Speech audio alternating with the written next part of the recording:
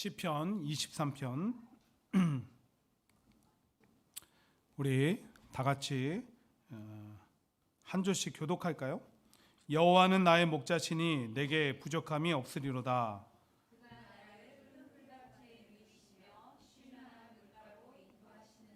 내 영혼을 소생시키시고 자기 이름을 위하여 의의 길로 인도하시는도다.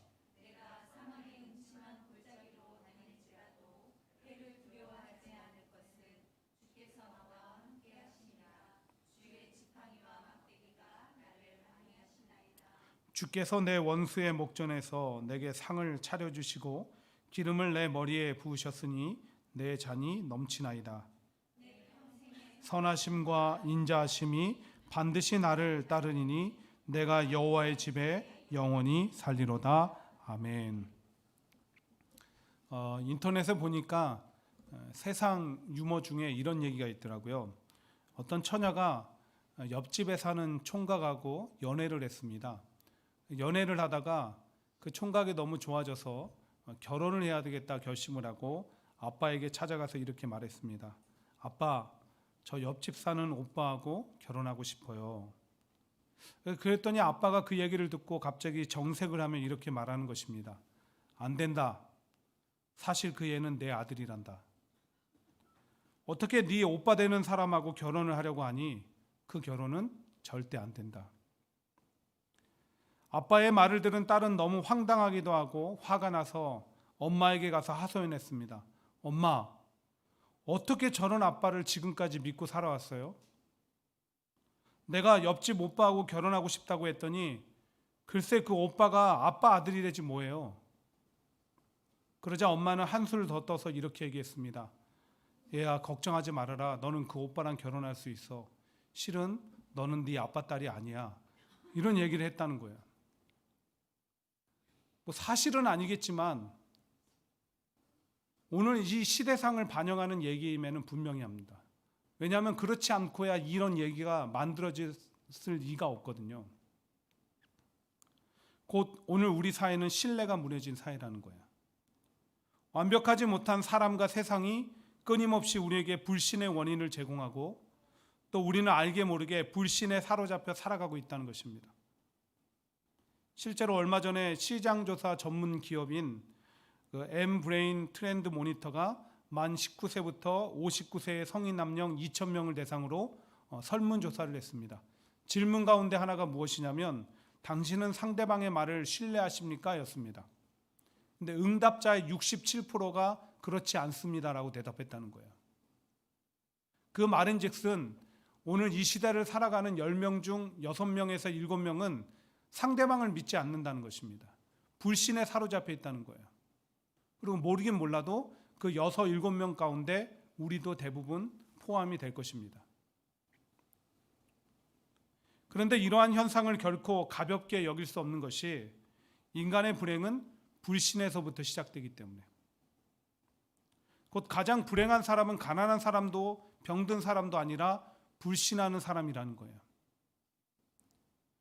실제로 부모를 신뢰하지 못하는 자녀는 늘 부모를 의심하는 버릇이 생기고 사실을 왜곡하는 습관을 갖게 될 것입니다. 엄마의 눈치를 봐야 하고 아빠의 행동을 의심하게 됩니다. 그렇게 가정에서 불신을 훈련한 아이들은 학교에 가면 어떻게 될까요? 당연히 선생님을 불신하게 되겠죠. 선생님의 말과 행동에서 차별을 의심하고 작은 충고나 체벌도 자신에 대한 믿음으로 받아들일 확률이 큽니다. 근데 비단 자녀들의 삶만 그런 게 아니에요. 불신에 사로잡힌 사람이 가정을 이루게 되면 늘 배우자를 의심하므로 그 가정에는 절대로 행복과 평안이 깃들 수가 없습니다. 불신에 사로잡힌 사람이 사회생활이나 직장생활을 하면 늘 사람을 의심함으로 마음에 상처와 미움이 쌓여가게 됩니다. 그리고 인간관계도 원만하지 못할 거예요. 이처럼 우리 안에 알게 모르게 자리한 그 불신의 문제를 가볍게 보지 말아야 할 것은 내가 혹은 내 자신이 그 피해를 고스란히 안고 살아가기 때문에. 그런데 안타깝게도 이 불신의 문제는 우리 삶의 영역을 넘어서 영적인 영역에까지 영향을 미치고 있다는 거예요. 피해를 입히고 있어요. 실제로 여러분, 불신에 사로잡힌 사람이 교회에 있다고 생각해 보세요. 성도들을 믿지 못할 거예요. 그래서 거룩한 공예 교제를 통해서 누려야 되는 그 축복과 기쁨을 누리지 못할 거예요. 또 목회자를 신뢰하지 못해서 당연히 목회자가 전하는 하나님의 말씀도 신뢰하지 못하게 되겠죠. 그래서 그 말씀을 실천하는 가운데 누려야 되는 변화와 축복을 누리지 못하게 되는 거예요. 그리고 궁극적으로 하나님을 바라보는 데 있어서도 분명히 왜곡된 시선을 갖게 될 것입니다. 그래서 반드시 다른 건 몰라도 성도들 안에 자리한 불신의 문제는 반드시 해결하고 살아가셔야 되는 거예요. 어떻게 해결할 수 있을까? 저는 그 방법이 하나님을 신뢰하는 것을 훈련하는 것을 통해 해결할 수 있다고 생각합니다. 그렇게 먼저 우리가 하나님을 신뢰하는 삶을 살게 되면 우리 주변 관계에도 변화가 찾아온다는 거예요. 주위 사람들에 대한 의심을 거두게 되고요. 사람을 사랑하는 마음을 갖게 되고 신뢰가 회복되고 가정이 회복되고 모든 관계들이 매끄러워지는 거예요. 어디서부터? 하나님을 신뢰하는 삶으로부터. 그리고 내가 하나님을 신뢰하게 되면 내 삶이 하나님의 뜻 안에 머물게 되어서 나도 누군가의 신뢰를 받는 삶이 된다는 거예요. 그래서 성경은 우리에게 늘 하는 말이 뭡니까? 하나님을 신뢰하며 살아가라. 하나님을 신뢰하며 살아가라. 너희는 너희 하나님 여호와를 신뢰하라. 그리하면 견고히 서리라. 이렇게 말씀하잖아요. 특별히 지금 우리는 이 코로나19의 영향으로 정상적인 생활을 하지 못하고 있습니다.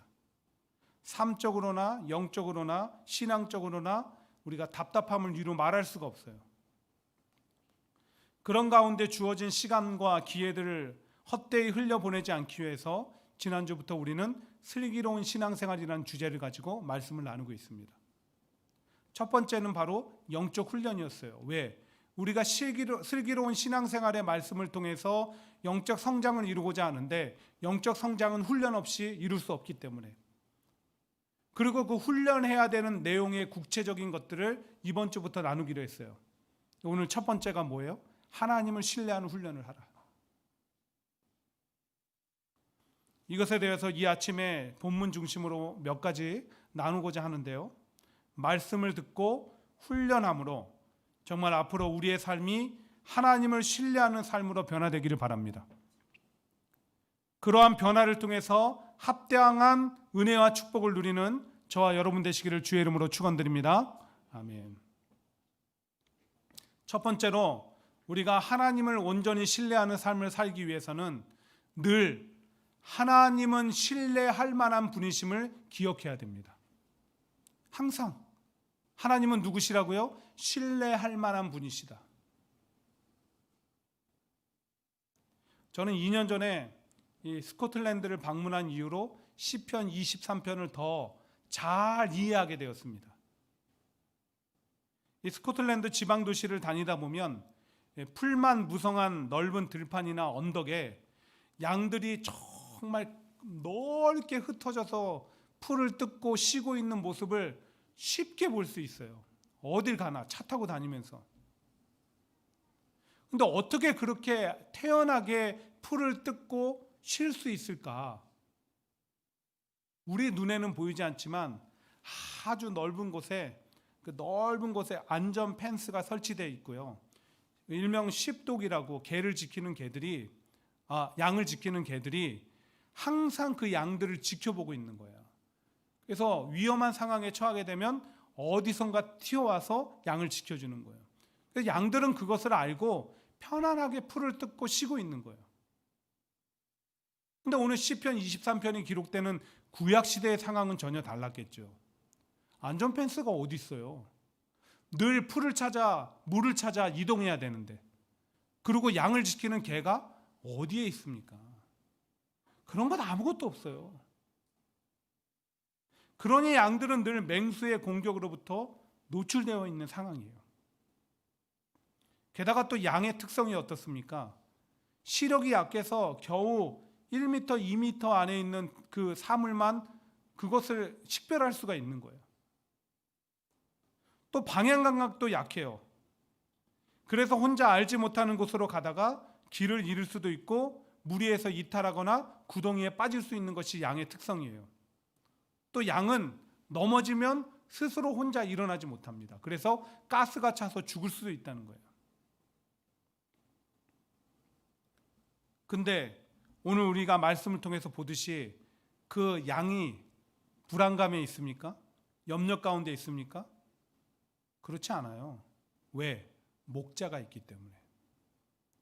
그래서 지금 이 시대의 스코틀랜드나 그 시대의 양들이나 다 편안하게 풀을 뜯고 쉬는 거예요. 목자 때문에. 그만큼 양에 있어서 목자는 절대적인 존재라는 거예요. 오늘 다윗은 그런 양과 같이 연약한 존재가 누구라는 거예요? 나였다. 그리고 다윗은 늘 위험이 도사리는 상황 가운데 있었다라고 고백하는 거예요. 하지만 그럼에도 불구하고 안전하고 평안했던 것은 하나님이 늘 변함없는 인생의 목자가 되어 주셨기 때문에. 1절에서 그런 고백을 하고 있죠. 여호와는 나의 목자시니 내게 부족함이 없으리로다. 그렇게 다윗은 지난날 자신의 살아온 인생에 빗대어 하나님은 신뢰할 만한 분이시다는 사실과 내가 하나님을 신뢰하며 살아온 결과 결코 손해가 없었다. 오히려 그것은 축복이었다라고 고백하며 후대에 전해주고 있는 거예요. 여러분도 그렇게 살아가세요. 이렇게. 그런데 그 목자 되시는 하나님이 또 어떤 일을 하시냐는 거예요. 누가복음 15장에 나면 잃어버린 양에 대한 비유가 나오죠. 양은 목자를 그렇게 잃어버릴 수 있어요. 떠날 수 있어요. 근데 목자는 양을 잃어버리지 않습니다. 절대 양을 버리거나 떠나지 않아요. 잃어버린 양조차도 찾기 위해서 자기의 모든 것을 바치는 것이 목자의 역할이에요. 그뿐만 아니라 민수기 23장 19절 보시면 이런 말씀이 있습니다. 하나님은 사람이 아니시니 거짓말을 하지 않으시고 인생이 아니시니 후회가 없으시도다. 어찌 그 말씀하신 바를 행하지 않으시며 하신 말씀을 실행하지 않으시랴. 쉬운 성경에 보면은 이것을 이렇게 기록해 되었어요. 하나님은 사람이 아니시니 거짓말을 하지 않으신다. 하나님은 인간이 아니시니 마음을 바꾸지 않으신다.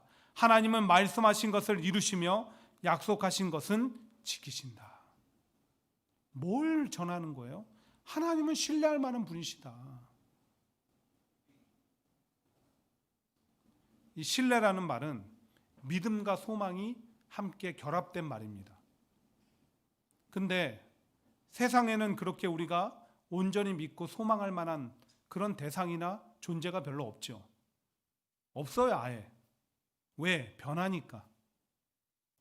그래서 사람들을 보면 약속했던 것을 지키지 않기도 하고 자신의 이득 앞에 거짓말을 행하기도 하고 속이기도 합니다. 또 남의 안전보다 자신의 안전을 더 중요하게 생각하고요. 그뿐만 아니라 인간관계도 영원하지 않아요. 왜? 변덕스러운 것이 사람의 마음이니까. 그래서 사람을 믿을 수가 없는 존재라고 하고 믿었다가 상처받고 손해받으니까 믿지 말라고 합니다. 사람만 그런 것이 아니라 세상도 그렇게 하지 말라라고 얘기해요. 근데 성경은 한결같이 하나님은 다르시다는 거예요. 그분은 사람이 아니시기에 늘 변함없이 우리를 사랑하십니다. 아껴주시고 돌봐주셔요. 약속하신 것을 행하시는 분. 우리가 변하고 마음을 바꾸는 한이 있어도 하나님은 변치 않으시고 그 마음을 바꾸지 않으시고 감정적으로 대하시지 않는다는 거예요. 또 늘 우리에게 좋은 것으로 주시기를 즐겨 하시는 분이시다. 너희가 악한 자라도 좋은 것으로 자식에게 줄 줄 알거든 하물며 하늘에 계신 너희 아버지께서 구하는 자에게 좋은 것으로 주시지 않겠느냐. 이 모든 성경이 계속 전하고 있는 것은 한결같은 거예요. 하나님은 신뢰할 만한 분이시다. 그러므로 사랑하는 여러분, 사람과 세상에 실망했다고 하나님도 그렇게 보시면 안 됩니다. 하나님은 신뢰할 만한 분이신 거예요. 신실하신 하나님, 신실하신 주, 나의 주 하나님은 신실하신 주님. 그게 우리 하나님이에요. 목자 되신 하나님. 그리고 하나님을 신뢰하는 삶을 사는 것은 결코 손해도 후회함도 없습니다. 그런데 하나님을 신뢰함의 첫 시작은 무엇이라고요? 하나님은 신뢰할 만한 분이시라는 것을 늘 기억하는 것. 어떠한 삶의 상황에도, 환경에도, 순간에도, 문제 가운데서도 내가 먼저 기억할 것은 뭐라고요? 하나님은 신뢰할 만한 분이시다. 그렇게 하나님과 우리가 온전한 신뢰의 관계를 세워나갈 수 있게 되기를 간절히 축원드립니다. 두 번째로, 우리가 하나님을 신뢰하는 삶을 살기 위해서는 환경 너머에 계시는, 환경 넘어서 일하고 계시는 하나님을 늘 바라봐야 된다는 거예요. 사람들이 힘들 때면 늘 환경 탓을 합니다. 난 이것 때문에 힘들고 저것 때문에 어렵다. 이것 때문에 안 되고 저것 때문에 안 된다. 그래서 환경만 바뀌면 다 될 것처럼, 다 잘할 수 있을 것처럼 얘기합니다. 그런데 환경이 그렇게 쉽게 바뀌던가요? 여러분, 환경은 쉽게 바뀌지 않습니다. 게다가 내가 원하는 대로 바뀌지 않는 것이 환경입니다. 그런데 환경만 탓하고 환경만 바뀌기를 바라며 살아가는 사람은 결국 환경에 지배당한 채 살아가다가 인생을 마무리할 수밖에 없는 거예요. 그래서 우리에게 필요한 것은 환경을 극복하고자 하는 의지와 훈련이라는 것입니다. 실제로 우리가 세상에서 말하는 성공자, 아니 성경에서 말하는 그 위대한 인물들 역시 다 한결같이 환경을 극복해낸 사람들이에요. 그런 점에서 성경은 우리에게 어떠한 삶의 환경에 처한다 할지라도 그 뒤에 계시는 신실하신 하나님을 바라보라라고 권하고 있습니다. 그것이 환경을 극복하는 힘과 능력이 되기 때문에. 오늘 다윗도 보세요. 그는 4절에서 이런 고백을 해요. 사망의 음침한 골짜기를 다니는 듯 그런 때가 있었다. 곧 극한 고난의 환경 가운데 놓여진 것이에요. 어느 정도로 사망의 음침한 골짜기로 다니는 것 같은, 곧 내 생명이 늘 위태로운 때가 수없이 많았다는 거예요. 이러다 죽겠구나. 근데 결정적으로 그런 환경에 살아갔지만, 그런 환경에 둘러싸여 있었지만 다윗이 바라보는 것은 환경이 아니었다는 거예요. 그가 이렇게 고백하고 있어요. 내가 사망의 음침한 골짜기로 다닐지라도 해를 두려워하지 않을 것은 주께서 나와 함께 하심이라. 뭘 바라본 거예요? 그 너머에 계시는 하나님. 여전히 나를 둘러싼 것은 내가 보기에는 환경밖에 없지만 그곳에 함께 하시는 하나님. 이 부분을 히브리 성경이 이렇게 기록하고 있어요. 심지어 내가 깊은 어두움의 골짜기 속에서 걸어간다 할지라도 나는 재앙을 겁내지 아니할 것입니다. 왜냐하면 하나님 바로 당신이 나와 함께 하실 것이기 때문입니다. 그렇게 다윗은 자신을 짓누르는, 아니 감정적으로 뿐만 아니라 실제로 생명의 위협을 느끼는 수많은 위태로운 환경을 이겨냈어요. 믿음으로 환경 뒤에 계시는 하나님을 바라보았을 때 그 하나님께서 친히 역사하시고 일해 주셨기 때문에. 환난 날에 나를 부르라, 내가 너를 건지리니 네가 나를 영화롭게 하리라. 하나님은 믿음으로 신뢰하며 바라보며 나아오는 자들, 의지하는 자들을 위해서 일하시는 분이시기 때문에. 그렇습니다. 사랑하는 여러분, 우리가 환경 뒤에 계시는 하나님을 바라본다는 것은 바로 그렇게 육안으로 보이지 않지만 분명히 일하고 계시는 신실하신 하나님을 믿고 의지하는 태도를 얘기하는 거예요.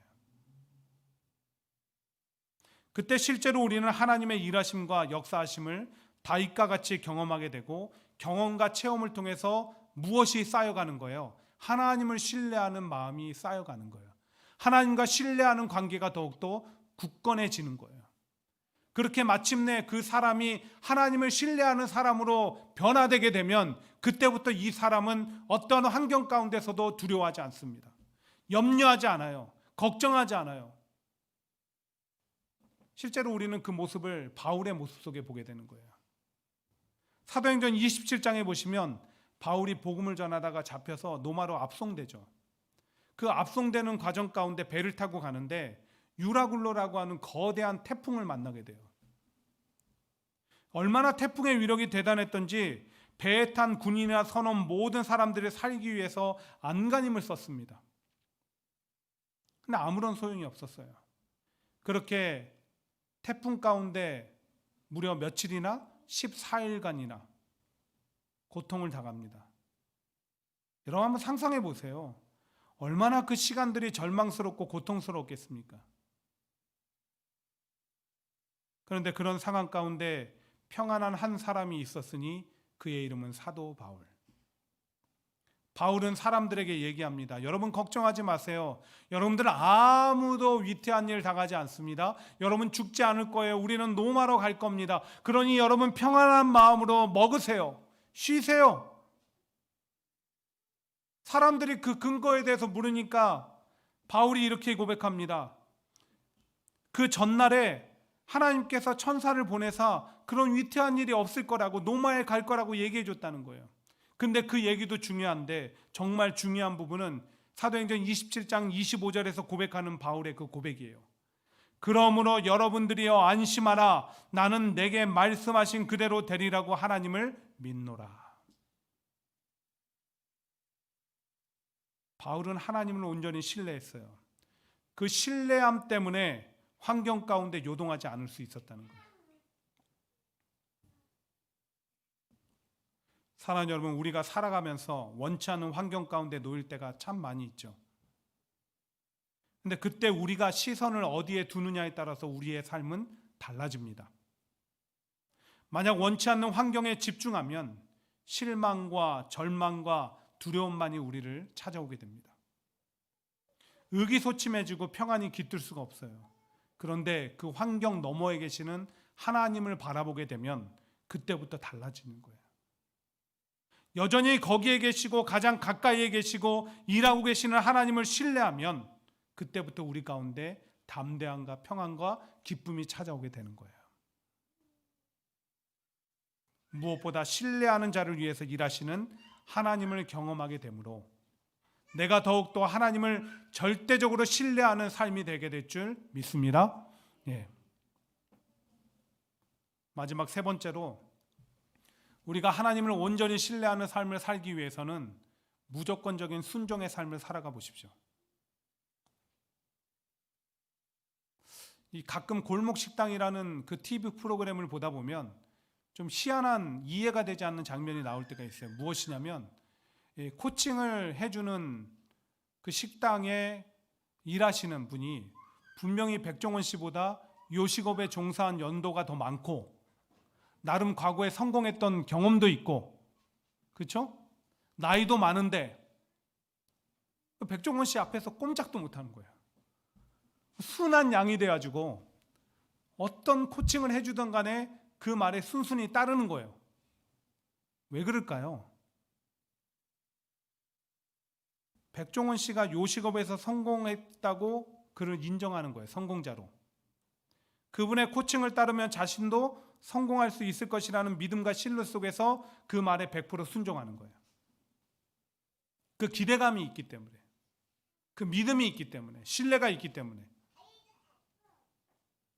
이처럼 가만 생각해 보세요.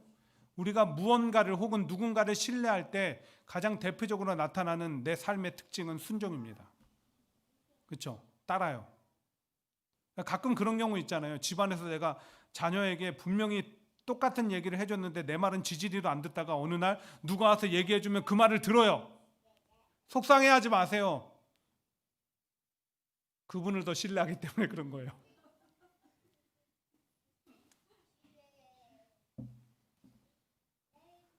그 얘기를 하나님과 나의 영적인 관계로 딱 적용시키면 어때요?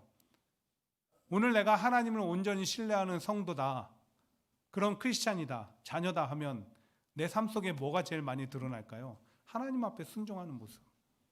반대로 뒤집어서 생각하면 내가 오늘도 하나님의 말씀을 듣고 하나님의 뜻을 알면서도 여전히 순종하지 못하고 내 뜻과 내 계획대로 가요.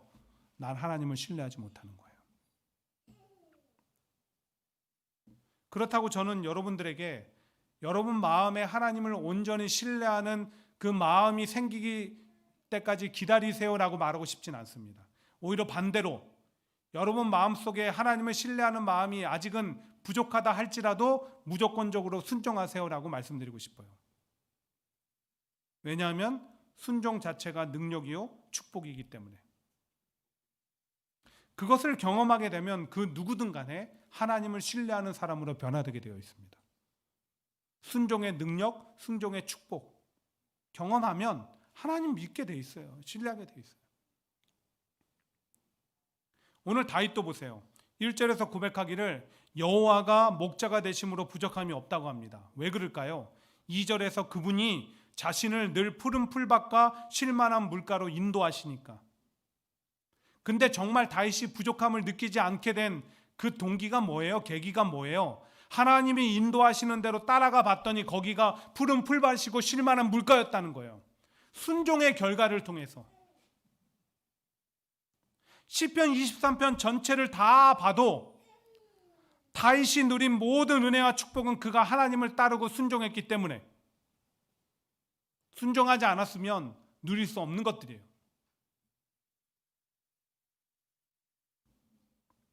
고집부리고 인도하심과 이끄심대로 순종하지 않았으면 누릴 수 없었던 것들. 특별히 시편 23편은 성경학자들이 얘기할 때 다윗이 인생의 말년에 졌다고 해요. 여러분, 다윗이 그 긴 인생을 살아가면서 모든 하나님의 말씀이 이해됐을까요? 모든 하나님의 뜻이 이해됐을까요?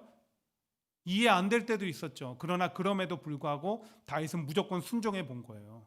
그랬더니 그 순종이 뭐라고요? 축복이고 능력이었다. 그렇게 다윗은 평생의 삶을 통해서 하나님과 신뢰의 관계를 만들어가고 쌓아갔던 거예요. 예수님의 제자들도 마찬가지예요. 그들이 처음부터 예수님을 절대적으로 신뢰했던 것이 아니에요. 깊은 곳에 그물을 내리라 하심으로 순종함으로 내렸더니 그물이 찢어질 정도로 고기를 잡는 경험을 함으로, 오병이어를 가지고 축복하심으로 너희들이 이걸 나눠줘라 해서 순종함으로 나눠줬더니 5,000명이 먹고 12광주리를 남기는 그 순종의 축복을 경험함으로 주님을 신뢰하게 된 거예요. 그리고 내가 부활 후에 너희를 예루살렘에서 만나리라, 그 말씀에 순종함으로 기다렸더니 부활의 주님이 정말 찾아와 만나주시는 경험을 함으로 그들의 신뢰관계가 더욱더 굳건해진 거예요. 그리고 그들은 어떤 위기 가운데, 환경 가운데 순교의 순간에도 두렵지 않는 영적 거장과 위대한 사도로 변했어요. 순종의 경험을 통해서 하나님을 신뢰했기 때문에. 아브라함도 마찬가지죠. 본토 친척 아버지 집을 떠나라는 명령이 이해되지 않았지만 순종할 때 많은 축복을 누렸습니다. 그 축복의 경험을 통해서 하나님을 더욱더 신뢰하는 믿음의 조상이 된 거예요. 많은 믿음의 선배들도 절대적인 순종을 통해 하나님의 은혜와 축복을 경험함으로 더욱 하나님을 신뢰하는 사람으로 변화되었습니다.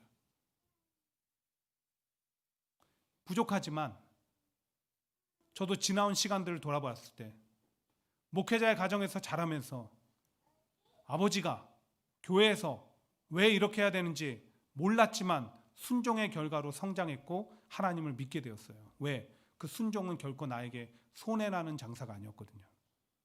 하나님의 축복과 은혜를 누렸거든요. 그 순종이 내게 능력이 되는 것을 수없이 경험했거든요. 여러분들도 아마 다 마찬가지일 거예요.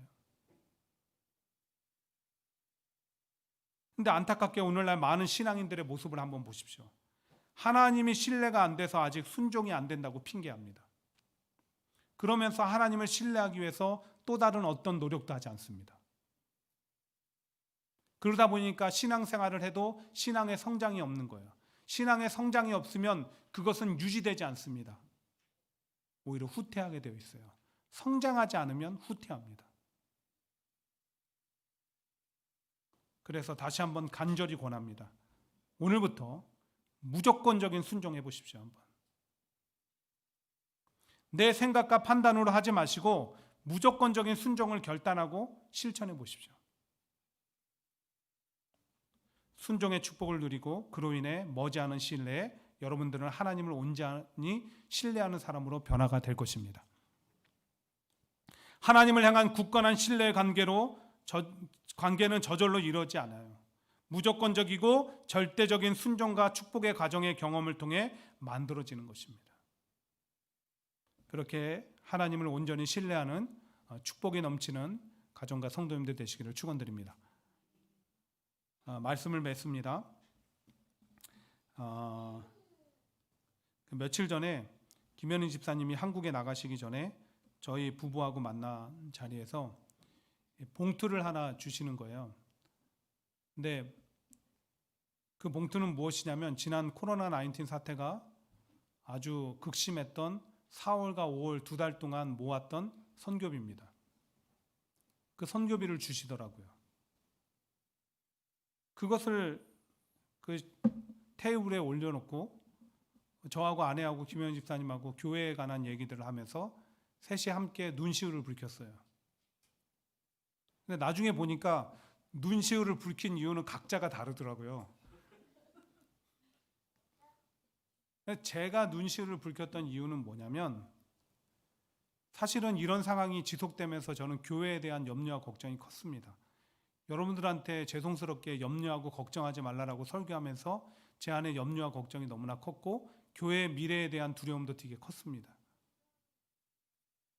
근데 하나님이 그 집사님이 이것이 자기 혼자 한 일이 아니라 이런 일을 선한 일을 하려고 할 때 수많은 사람들이 도왔다고 함께 하는 교회의 이 선한 일을 위해서 도왔다 얘기를 하시는데 내 염려와 걱정과 두려움에 상관없이 하나님은 여전히 일하고 계시는구나. 하나님은 이 교회를 통해서 지금도 일하고 계시는구나. 그리고 김현희 집사님뿐만 아니라 내가 알지 못하지만 얼마나 많은 성도들이 오늘도 교회를 위해서 기도하고 염려하고 있을까? 생각하고 있을까? 이게 깨달아지는데 그 부끄러운 마음에 늘 환경과 상황에 짓눌려 살았던 이 부끄러운 마음에 제 눈시울이 붉어졌던 것입니다. 저뿐만 아니라 누구든 원치 않는 환경과 상황 가운데 놓이면 이렇게 하나님 신뢰하는 거 잃어버리고 하나님 잊어버리며 살아갈 때가 있습니다. 그래서 우리는 아직 하나님을 신뢰하는 삶에 대한 훈련이 필요한 존재인 것 같아요. 저도 그렇고 여러분들도 그렇고. 오늘 3가지 말씀드렸습니다. 언제 어떤 순간에도 뭐 하라고요? 하나님은 신뢰할 만한 분이심을 기억하십시오. 그런가 하면 환경 뒤에서 여전히 일하고 계시고 나와 함께 하시는 하나님을 기억하십시오. 그리고 무조건적인 순종을 해보십시오. 그렇게 하나님과 우리의 관계가 다윗과 하나님의 관계처럼 온전한 신뢰의 관계로 발전해서 시편 23편 좋다고 읽지만 마시고 시편 23편의 다윗의 축복이 우리 삶 속에서 누려지게 되기를 간절히 축원드립니다.